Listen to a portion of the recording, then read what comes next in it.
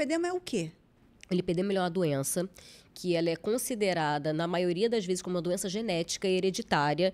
Ainda não tem total certeza se essa é a causa, mas existe uma forte tendência a ser essa a explicação científica. Ou seja, você herda isso ou de pai, de pai, ou de família de mãe. É uma doença que majoritariamente é de mulher, porque ela é de acordo com a flutuação de hormônio feminino. Então, dificilmente um homem pode ter, mas ele, sim, não é... O homem pode apresentar, é raro, mas pode acontecer. Então, é uma doença de origem genética, majoritariamente feminina, e ela é como se fosse uma alteração nos adipócitos. Ou seja, uma mulher ela tem gordura no corpo todo, mas teve alguma alteração genética que os adipócitos de extremidades, seja de perna ou seja de braço, foram alterados. Teve um gatilho para isso, teve um marco para isso, que na grande maioria das vezes é a menarca, que é quando a gente tem uma grande flutuação hormonal.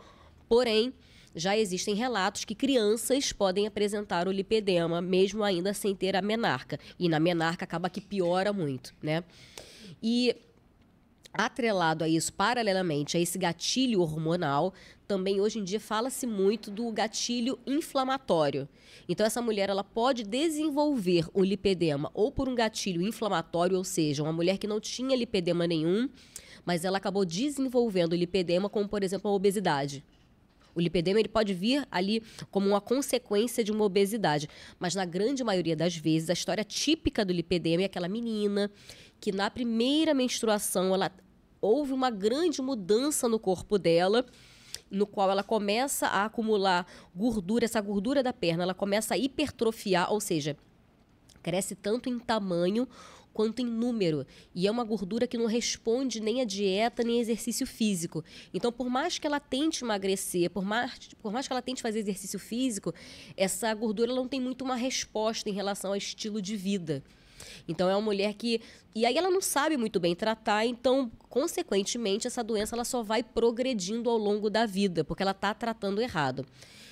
E aí ela vai estar no grau 1, e aí ela pode ir evoluindo, ela chega no grau 2, que é essa segunda foto, e se a gente observa, olha o abdômen dessa mulher, beleza, ela tem ali um certo acúmulo de gordura no abdômen, mas está até marcada ali a musculatura abdominal dela, ela não tem um peso... Não é o abdômen que justifica não justifica essa perna. E aí você olha para o joelho, tem um acúmulo de gordura que é muito diferente de um acúmulo de uma gordura normal. Você percebe que o joelho está perdido ali em tudo? Uhum. Ela, no caso, tem um tipo 3, que é aquele que vai desde lá de cima, lá do quadril, até o tornozelo. O lipedema, ele poupa pés e mãos. Então, geralmente, a paciente ela tem um garrote, ou no punho, ou lá no tornozelo. Então, essa é uma característica clássica do lipedema. E aí pode ir evoluindo até chegar num grau 3, por exemplo, desculpa, que é uma doença mais grave, já tem um acúmulo de gordura muito maior, no qual a paciente ela começa a ter problema de mobilidade, ela começa a ter, sei lá, alergias ali na perna dela, ela começa a ter muito mais sintomas relacionados ao lipedema, porque o lipedema, ele não é só uma doença no qual ele acumula gordura e isso deixa a mulher esteticamente prejudicada porque teve um acúmulo de gordura, não. O lipedema ele começa assim, com aspecto estético, passa para a segunda fase, que é o aspecto psicológico, que ela começa ali a ter um acometimento emocional na mulher, mas ele chega também numa fase no qual ele começa a acometer a saúde dessa mulher, porque essa gordura não é uma gordura normal, não é uma gordura que ela tem uma resposta normal de uma gordura de outra parte do corpo. É uma gordura que ela responde diferente a um estímulo, por exemplo, inflamatório. Ou seja, eu sou uma mulher que tem um lipedema e eu vou beber esse final de semana.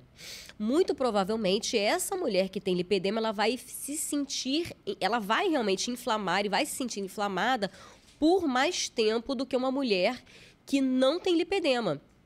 Porque essa gordura, ela naturalmente, quando ela começa a crescer dessa maneira desgovernada, ela causa hipóxia nos tecidos, ou seja, chega pouco sangue. A partir do momento que chega pouco sangue, porque cresce muita gordura e não dá tempo dos vasos, das artérias crescerem na mesma proporção.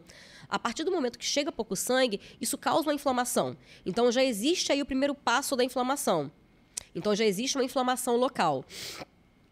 E isso vira um ciclo muito grande. Vira uma inflamação, que vira dor, que aí vira uma mulher que se come de uma forma diferente, inflama mais ainda essa gordura, aí essa gordura começa a ter mais sintomas, porque essa gordura, com estímulo de inflamação, ela cresce também.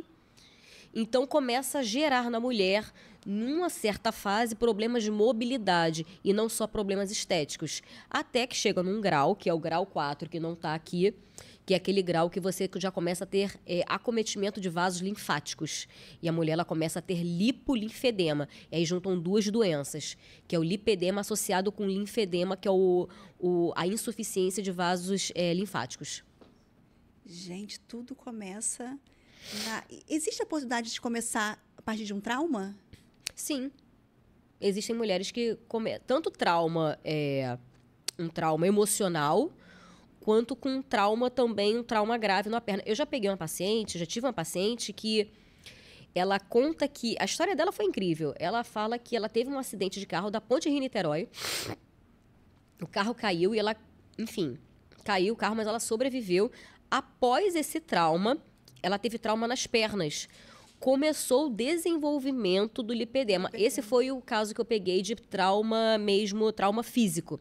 Mas traumas emocionais, eles aumentam muito a inflamação metabólica da paciente mesmo. Então, a gente não sabe se traumas emocionais causam diretamente o lipedema por aumentar os mediadores inflamatórios ou se causas emocionais mexem a ponto dessa mulher fazer algum tipo de transtorno alimentar.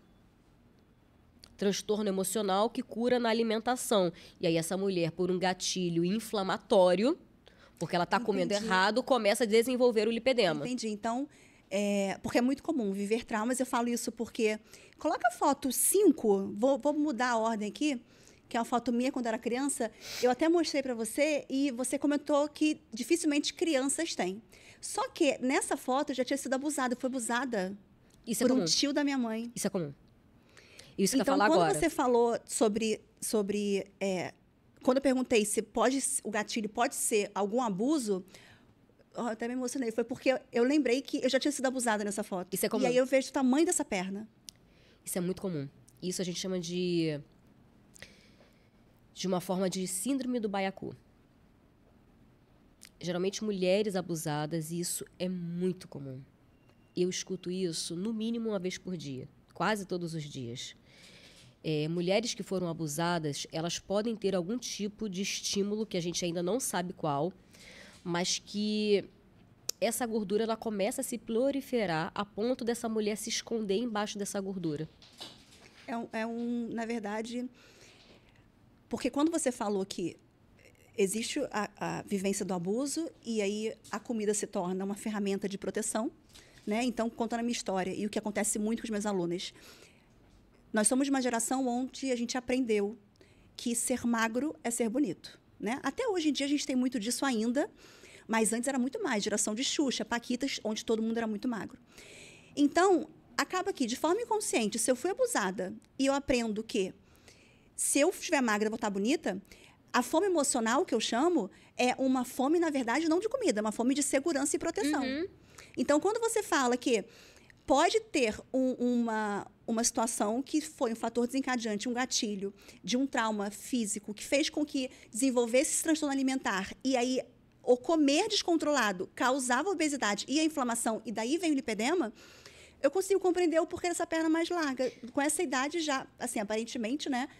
Já uma perna mais tão grossa quanto que não faz 5 anos. E o baiacu, ele é isso. Quando você vai chegando perto dele, para ele se proteger, ele incha, né? E é mais ou menos isso que a gente acaba correlacionando. Isso é muito comum. Muito comum. A gente tem muitas alunas que vivem essa relação ruim com a comida. Por conta de um abuso para proteção. Por conta de um abuso, exatamente. Exatamente. É isso.